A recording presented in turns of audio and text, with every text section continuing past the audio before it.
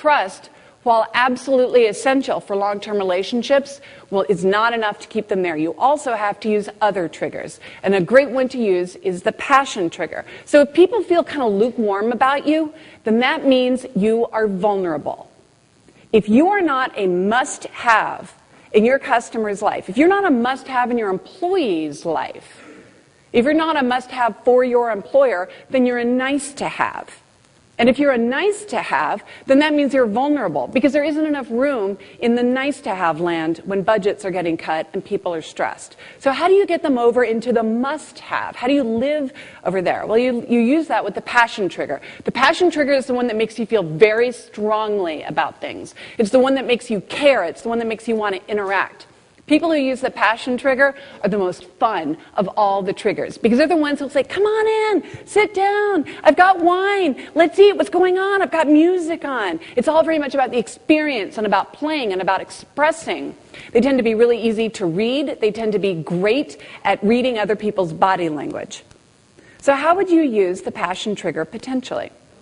Well, the first thing is create wow moments. Every once in a while, you have to do something that's so unexpected that people feel passionate about it, that you're not just following the rules. You're not just doing what you're supposed to do. You're not just being vanilla ice cream.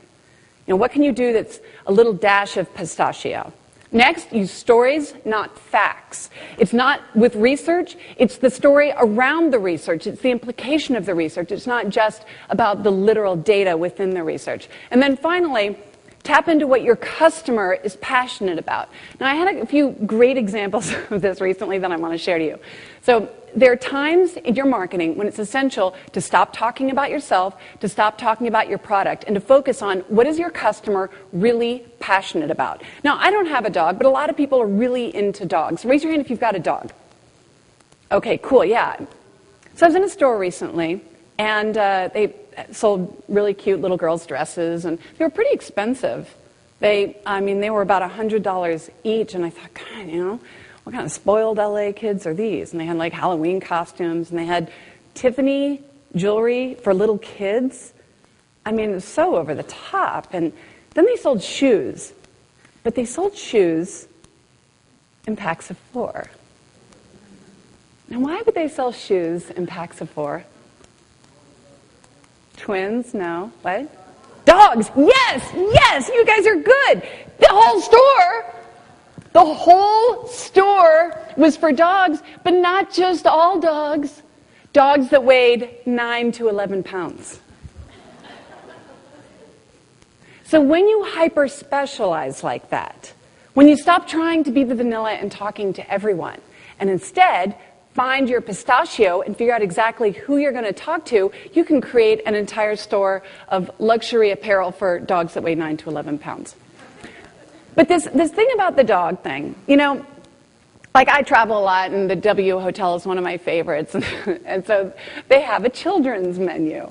And as you can see on the children's menu, it's got all the standard fare, peanut butter, chicken fingers, etc. But if you look later in the menu, they also have the pet menu. And what I want to point out to you, you ready? Watch this. You will not believe this. The most expensive item on the children's menu is less than the least expensive item on the dog menu. So what this says is that when people are coming to stay at the W Hotel, they're more obsessed with their dog's nutrition than their kids'. Obviously, there's some passion going on here. So I checked in to a different hotel. It was called the Iron Horse. And as I was standing at check-in, next to check-in is where the dogs check in. And they have the greeting VIP pooch, and they have the names of the dogs that are checking in that day. I don't know if I had a dog that I would travel with it, but I would fly to Milwaukee to go to the Iron Horse simply so I could check my dog in and have their name on the VIP. So I ask you, people are passionate about dogs. If your customer has dogs, how could you align their passion for their dog with the message you want to communicate? Is there a way that you could use that in your media or in your products or in your messaging? So for example, I was talking earlier this morning with Bob. We were talking about children's IDs. I said, well, what if you did dog IDs? What if you had a program in which if you bring your dog, or maybe you send in a photo with the dog's name, you get back a charm that goes on the dog's collar. It doesn't matter if you give them away.